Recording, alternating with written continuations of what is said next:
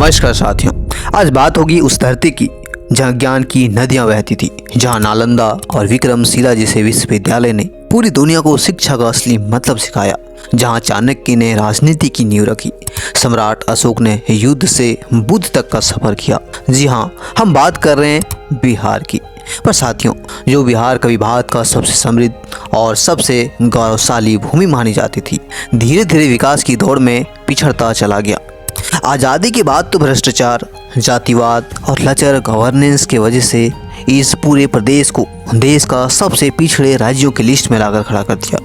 पहले गवर्नेंस खराब हुई, फिर इंडस्ट्रीज भागी, फिर युवा प्लान किया और फिर जीडीपी गिरी।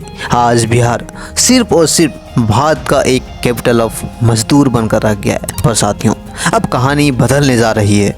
नए ब्रिजेस, नए एक्सप्रेसवे, नए इंडस्ट्रियल कॉरिडोर, इंडस्ट्रीज, सब कुछ बन रहा है, सब कुछ बदल रहा है। अब ना लालटेन की बात होगी, ना साइकिल की बात होगी, अब बात होगी मेट्रो की, एयरपोर्ट की, इंडस्ट्रीज की। साथियों, ये नया बिहार है।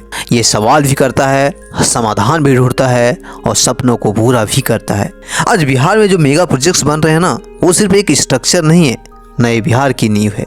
उसी नींव की आज हम चर्चा करेंगे और देखेंगे आज बिहार कितना बदल रहा है, कितना नए प्रोजेक्ट पर काम कर रहा है। लेकिन उससे पहले आप सभी मेरे व्यूअर्स के लिए एक बड़ी अपॉर्चुनिटी लेकर आया हूँ। अपॉर्चुनिटी ढोलेरा में इन्वेस्टमेंट करने की है। अगर आप ढोलेरा में इन्वेस्टमेंट करते हो, कल करोड़ों का फायदा होगा। साथियों, जो लोग ढोलेरा को नहीं जानते हैं, मैं थोड़ा सा बता दूं। ढोलेरा विश्व का सबसे बड़ा ग्रीनफील्ड सिटी प्रोजेक्ट है, जो गुजरात के अंदर ये अहमदाबाद सिटी से 100 किलोमीटर साउथ वेस्ट में बन रहा है, जो कि एक वर्ल्ड क्लास शहर है। आज यहाँ इंटरनेशनल एयरपोर्ट बन रहा है, जो कि ऑलमोस्ट कंप्लीट होने वाला है। यह अहमदाबाद से ढोलेरा के बीच 4 लेन का एक वर्ल्ड क्लास डेडिकेटेड सड़क बन रही है, जो कि आज के डेट में ऑलमोस्ट कंप्लीट होने वाली है और 2025 में ये शुरू हो सकती है। पास में इंटरनेशनल म्यूजियम बन रहा है, जो कि दुनिया का सबसे बड़ा मैरीटाइम म्यूजियम होगा। यहीं पे बन रहा है दुनिया का सबसे बड़ा सोलर पार्क, जो कि टाटा तैयार कर रही है। मैन मेड रिवर बनाया गया। साथियों, 100+ इंडस्ट्रीज तैयार हो रही है। और सबसे इंटरेस्टिंग बात यह है कि टाटा यहाँ पे 91,000 करोड़ रुपए की सेमीकंडक्टर प्लांट बना रही है, जो कि भारत का पहला सेमीकंडक्टर प्लांट है। कहते हैं जब ये प्लांट तैयार हो जाएगा तो 20,000 लोगों को रोजगार मिलेगा और इसकी डेडलाइन भी 2026 है। मतलब ढोलेरा आज काफ़ी तेज़ी से विकसित हो रही है और नई अपॉर्चुनिटीज़ खोल रही है। यही देखते हुए आज कई बड़े बड़े कंपनियां यहाँ पे इन्वेस्टमेंट करने के लिए खड़ी है, चाहे अडानी हो, फॉक्सकॉन हो या नेस्टोरिया हो। आज कई ऐसे कंपनियां हैं जो यहाँ पे इन्वेस्टमेंट करने के लिए लालायित हैं। मैं तो कहता हूँ आप भी इन्वेस्टमेंट कर डालो। अगर आज इन्वेस्ट करोगे तो कल करोड़ों का फायदा होगा। साथियों, आपको इसमें मदद करेगा ढोलेरा की सबसे जेन्युइन और trusted real estate firm Nestoria group. Nestoria group सिर्फ एक रियल एस्टेट फर्म या डेवलपर नहीं है साथियों, ये आपका उम्मीद है।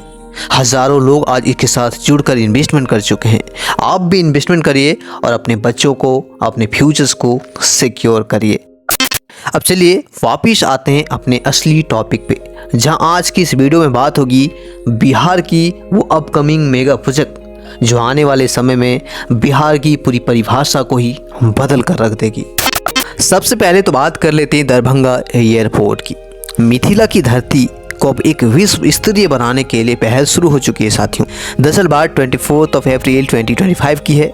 बिहार का मुख्य सचिव अमृत लाल मीना ने नागरिक उड्डयन मंत्रालय को पत्र लिखकर दरभंगा एयरपोर्ट को इंटरनेशनल एयरपोर्ट घोषित करने की मांग की थी। कहते हैं यहाँ पे रनवे का विस्तार होगा, न्यू टर्मिनल से बिल्डिंग्स बनाया जा रहा है। अक्टूबर 2024 में नए टर्मिनल का आधारशिला रखा गया था। कहते हैं लागत है 912 करोड़, जो कि सितंबर 2026 तक पूरा करने की बात कही गई है।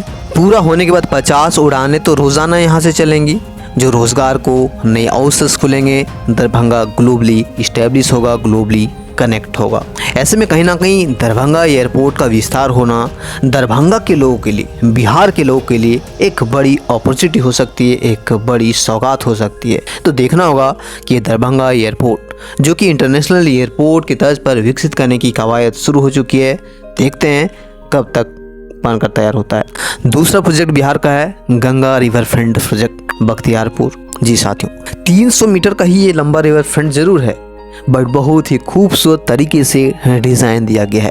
डीएम साहब ने तो मई एंड तक इसे कंप्लीट करने की बात कही है साथियों। यहाँ 300 मीटर का रिवर फ्रंट बनाया जा रहा है और इंटरेस्टिंग बात यह है कि 2.5 किलोमीटर का एक पाथवे भी बनाया जा रहा है जो कि मई एंड तक ये कहीं ना कहीं कंप्लीट होगी।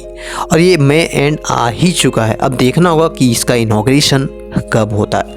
वैसे बहुत ही खूबसूरत तरीके से इसे बनाया जा रहा है। और इसी तरह का अगला हमारा प्रोजेक्ट है जेपी गंगा पथ विस्तार। साथियों, Bihar state road developments corporation ने दीघा से कोइलवर तक जेपी गंगा पथ विस्तार को लेकर औपचारिक शुरुआत भी कर चुकी है।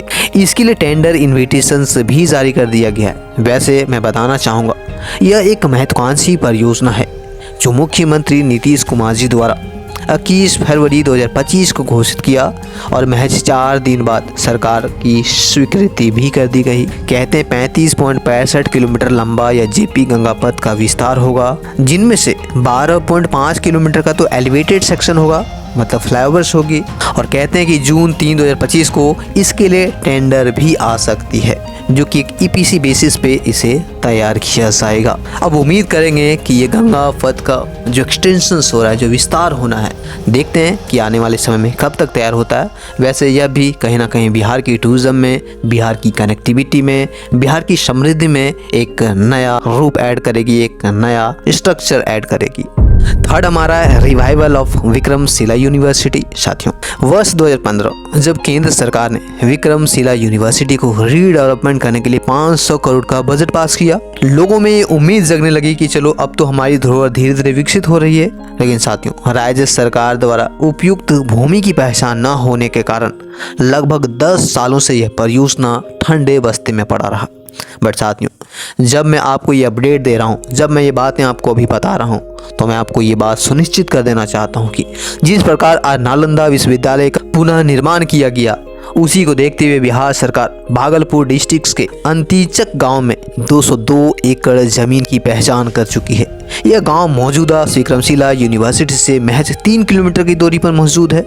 यदि यह भूमि लैंड एक्वायर हो जाती है तो बिहार का गौरव फिर से वापस होगा और विक्रमशिला यूनिवर्सिटी फिर से नालंदा विश्वविद्यालय की तरह डेवलप होगा। फोर्थ परियोजना है हमारा सीतामढ़ी मोतिहारी रेल लाइन परियोजना। साथियों, 69.9 किलोमीटर लंबी यह रेल लाइन प्रोजेक्ट इस रीजन के लिए एक महत्वपूर्ण परियोजना में से एक है। कहते हैं इसकी लागत होने वाली है 566.83 करोड़। इसके अंतर्गत 13 ब्रिजेस बनाई जाएगी, 62 पुलिया और 32 रेलवे फाटक प्लान किया गया है। रेवासी, धनखोल और सविहर में इसके स्टेशंस बनेंगे। और अच्छी बात यह है कि इसे फेस वाइज डेवलप किया जाएगा, जिसका फेस 1 28 किलोमीटर का होगा, जो सीतामढ़ी से सविहर तक जाएगा। ये बात मैं नहीं कह रहा हूँ, बल्कि सीतामढ़ी के डीएम खुद इस प्रोजेक्ट पर नज़र बनाए हुए हैं और उन्हीं का ये कहना है। फिलहाल ज़मीन चिन्हित की जा रही है साथियों। अब कहते हैं जब ये रेल लाइन बनेगी तो ये सिर्फ रेल लाइन नहीं होगी, ये होगा इस रीजन का एक विकास की नई शुरुआत, जो गांव-गांव तक पहुंचकर लोगों को रोजगार देगा, कनेक्टिविटी को बेहतर करेगा और सबसे इम्पोर्टेंट गांव शहर से जुड़ेगा।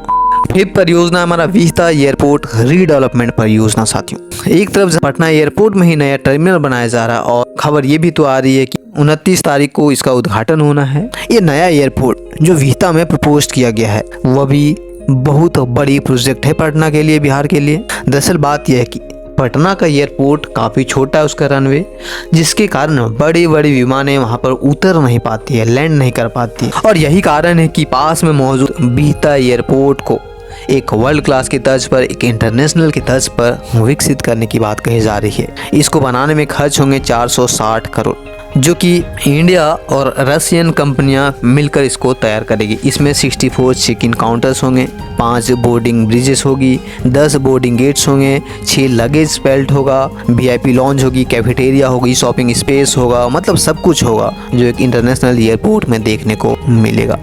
अपडेट ये आ रही कि सोयल टेस्टिंग का काम चालू हो चुका है। कंस्ट्रक्शन भी जून 2025 से शुरू हो सकता है और अप्रैल 2027 तक यह ओपन हो सकता है, मतलब एयरपोर्ट बनकर तैयार हो सकता है। हालांकि जो पूरा परिसर बनेगा वो 1400 करोड़ की लागत से बनेगा, बट सिर्फ और सिर्फ टर्मिनल 460 करोड़ की लागत से बनेगा, जो कि अप्रैल 2027 तक बनने की उम्मीद है। यहाँ पे बनने के बाद प्रति घंटा 3000 पैसेंजर्स हैंडल करेगा, जो कि कहीं ना कहीं एक बहुत बड़ी परियोजना है और बिहार की दृष्टि से, पटना की दृष्टि से एक महत्वपूर्ण परियोजना में से एक है।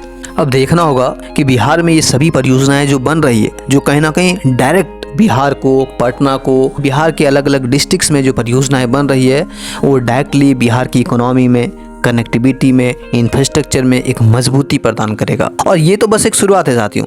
अभी मैं पूरा बिहार को लेकर सीरीज लाने वाला हूँ, जिसमें बिहार से जुड़े जितने भी प्रोजेक्ट हैं उन सभी को विस्तार से हर एक हफ्ते एक बिहार से रिलेटेड वीडियोज़ आएगी, जिसमें हर एक इंफ्रास्ट्रक्चर प्रोजेक्ट को कवर करके आपको बिहार की पूरी डेवलपमेंट, पूरी इंफ्रास्ट्रक्चर और पूरी ग्रोथ को दिखाने की हम कोशिश करेंगे।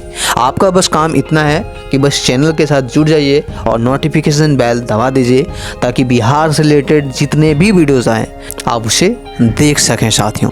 तो चलिए आज की इस वीडियो में इतना ही। बट हाँ, जैसे कि मैंने शुरू में ही कहा था कि अगर धौलेरा में अपनी किस्मत आजमानी है तो नेस्टोरिया ग्रुप को ज़रूर कॉल करिएगा। जय हिंद साथियों।